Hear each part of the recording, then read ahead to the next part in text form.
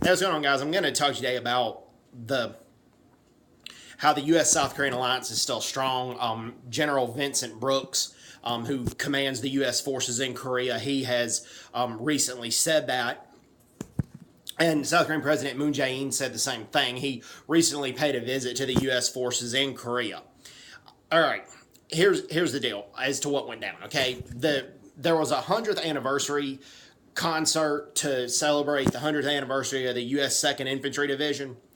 Okay, and there was a taekwondo demonstration. There was a Korean traditional music band, the 8th Army Band. But when K-pop stars were set to perform, they either didn't show up or they bowed and apologized and said they couldn't perform. They said they were threatened by countless fans on Twitter and on Facebook and social media if they performed. But I firmly believe that the threats and the demanding that they didn't perform, it wasn't out of anti-Americanism as much as it was Korean nationalism. I think I can see why the boycotts were called for, but I personally think with the 2nd Infantry Division currently protecting South Korea the way that it does, I think that the K-pop stars needed to perform. But let me explain. I'm getting both sides of this.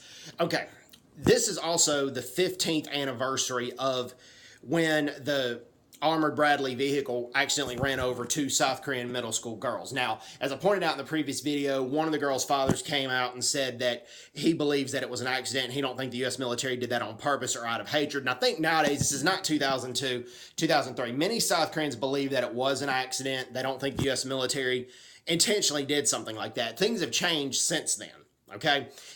South Korea is way more pro-American than it is anti-American, even now.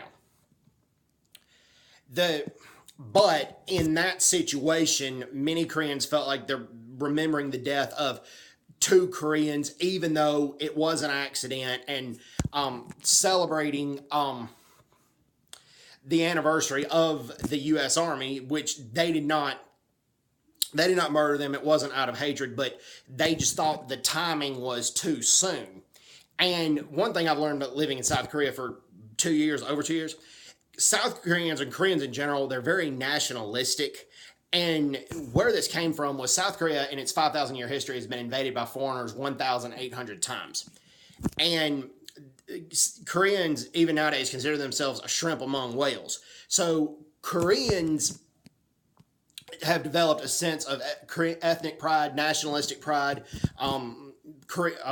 very proud to be Korean over anything else. I don't want to get into the racism debate. That's a different debate for a different topic, different time. But they believe that honoring the girls, even though they're not dissing America anymore, they're not protesting against America or the American forces being there, takes precedent over the 100th Infantry Division being there. Now, the 100th anniversary of the 2nd Infantry Division. The 100th anniversary of the 2nd Infantry Division. Tongue twister, but I caught myself. As an American, I firmly disagree with that because the 2nd Infantry Division is there to keep South Korea free from communism, and the 2nd Infantry Division has saved South Korea before. And in 1945, or in the 1940s, I should say, it rid Europe of Nazi fascism. But keep in mind, I can understand both sides on this. I'm just saying I don't think this is going to put a dent in the U.S.-South Korean alliance. I don't think it's going to lead to anything like that.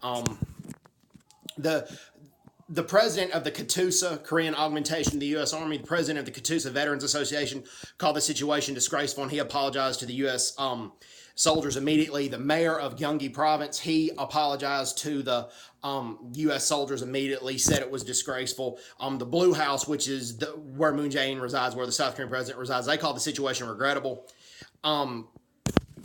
So, like I said, and there has been recent reassurances from General Vincent Brooks and President Moon Jae-in that the U.S.-South Korean alliance is strong and they're united in deterring North Korean missiles. So, anyways, hope everybody's doing well. Take care. God bless everybody. Bye-bye.